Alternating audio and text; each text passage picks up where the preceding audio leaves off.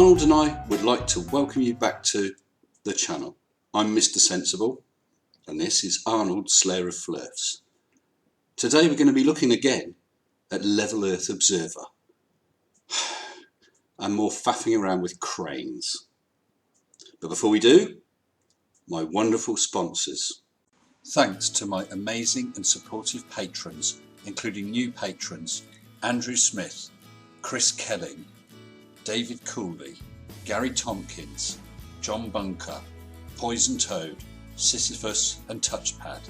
Thank you all very, very much. As always, guys, I really, really appreciate your support. And I appreciate everyone who watches, subscribes and comments. So let's move on. Mr. Level Earth Observer. Mwah. What do you reckon, Arn?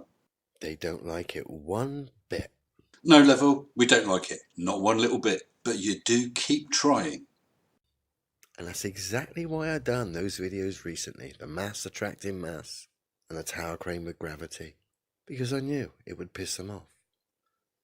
But that wasn't the main reason. The main reason was to draw them out. Really?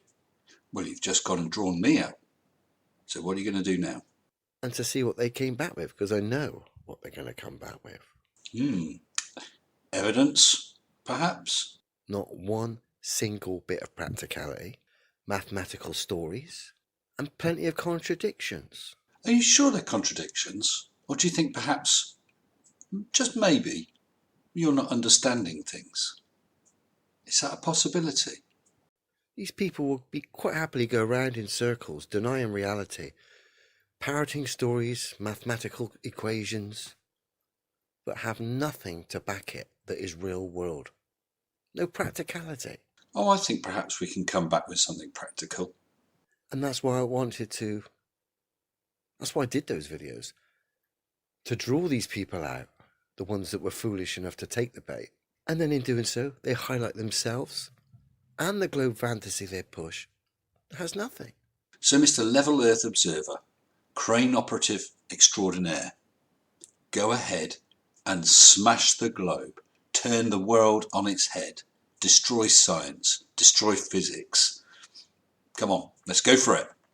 Let's check this nutter out anyway, and then we're just gonna think about, do a little thought experiment and just highlight what is so obviously true. We're already checking this nutter out.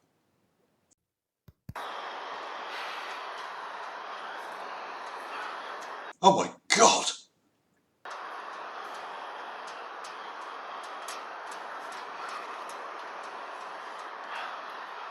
Oh, wow.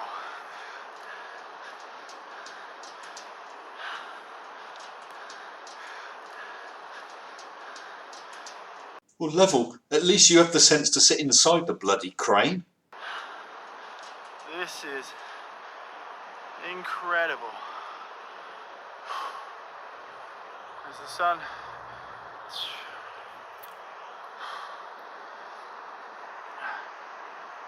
a long way down. Isn't it just? Hey, Level, this is a great chance for you to have an experiment with gravity.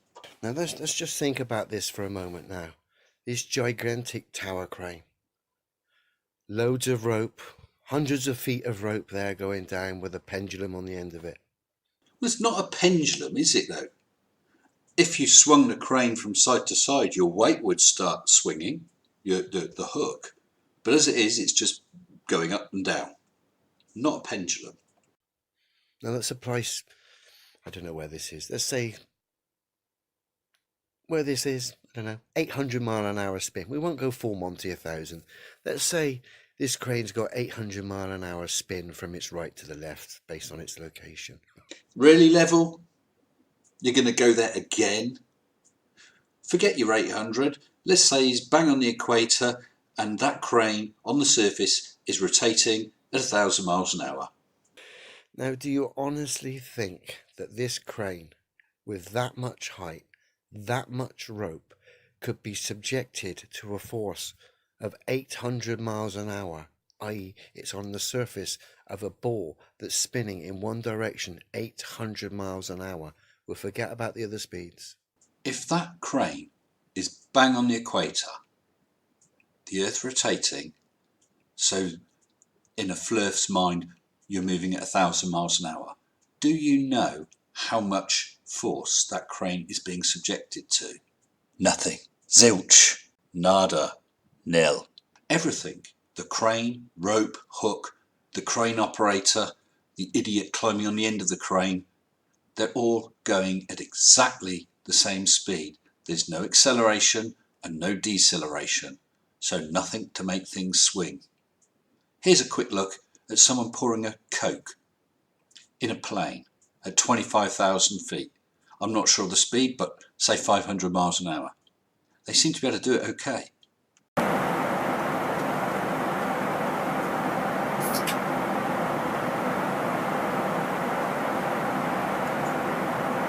Perhaps you would like to explain how they just managed to do that. Why didn't the Coke go flying to the back of the plane? Why is there no force moving that Coke so it misses the glass? That Coke is travelling at 500 miles an hour, like your crane is travelling at 800 or 1,000 miles an hour. Actually, that Coke on the plane is travelling at 500 miles an hour and possibly the turn of the Earth as well. Reference frames. I suggest you do some reading about reference frames. Do you honestly think that could be operated whilst spinning 800 miles an hour and yet have the effects of no spin whatsoever? Well, do you honestly think you can pour a can of Coke out in an aeroplane whilst travelling at 500 miles an hour? Because apparently you can. That's retarded to think there's a force or an energy or a pulling of something that can make that happen. Honestly, Level, surely you can grasp this. When you accelerate in a sports car, you're pushed back in the seat. When you decelerate, the force throws you forward. When you're just driving along, when you're travelling at a constant speed, there's nothing. Nothing at all. You can pour drinks on planes, you can do that on a train, you could even do it in a car. There's nothing that's going to stop you. And there's nothing to stop the crane operating. It's moving at a constant speed within its reference frame, which is the entire Earth. Not only that, at the same time, there'll be a crane on the other side of the supposed globe Earth that's upside down in relation to this crane. Well, in relation to that crane, it's the other way up, but it's not upside down. Down is towards the centre of the Earth, up is away from it. This is stuff for 6-year-olds. You're supposed to be adult enough to operate a crane, a very dangerous and complicated piece of equipment. And yet you can't understand something as basic as that. And yet is upside down on a spinning ball, acting as if the Earth isn't spinning whatsoever because of a mystical, magical energy force or whatever the latest story is regarding heliocentric gravity. Level, look at the hour hand. That hour hand is spinning around at twice the speed the Earth rotates. Scary, eh? To think that is possible, that there's a force that keeps cranes upside down with hundreds of feet of rope subjected to ridiculous speeds the ground is moving at. Again, we're not even entertaining the other silly speeds. But to think that is all possible without feeling or having a force proven to you, demonstrated, backing the absurd claims that that is possible in the heliocentric manner. To think that is possible, and I don't want to be rude here, is just retarded. I don't think it's wise, even if you're not trying to be rude, I don't think it's wise to accuse people, and you're talking about 99.9% of the world population, I think, but to accuse them of being retarded because you actually do not understand. You don't have the faintest idea of the heliocentric model. You're ignoring obvious truth, demonstrable reality, objective reality in the favour of mathematical stories, cartoons, and more stories. Well, here's an idea level. Instead of going, it can't be true, it's ridiculous. Forget trying to disprove it on the basis that cranes don't swing. Give us some evidence for a flat Earth.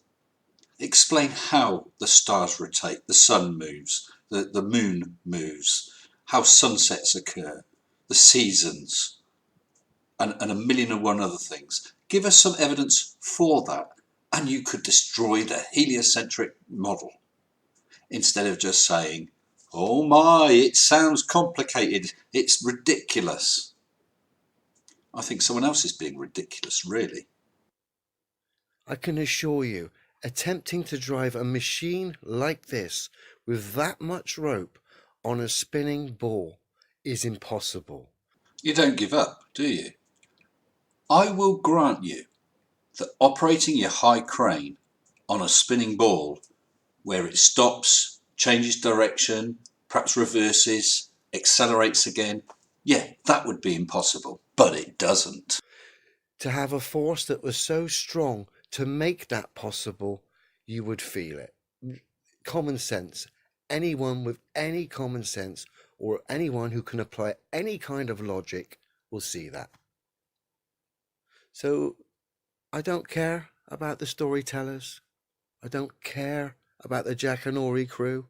I guess you didn't see this on my other video, but here we are, Concorde, 1,000 miles an hour, and you can have a glass of champagne. I guess that's ridiculous as well. Because that's all I've got from the globe side, and my recent videos have just highlighted it. If that's all you've got, it's pitiful. I've got one more thing, a quick update on my cheese award. It's developing. I don't know how long I'm going to be able to stand it, but this experiment is ongoing. If you haven't already, please consider subscribing. Just hit mini-me down in the corner. Until next time, stay sensible. Shut up and sit down.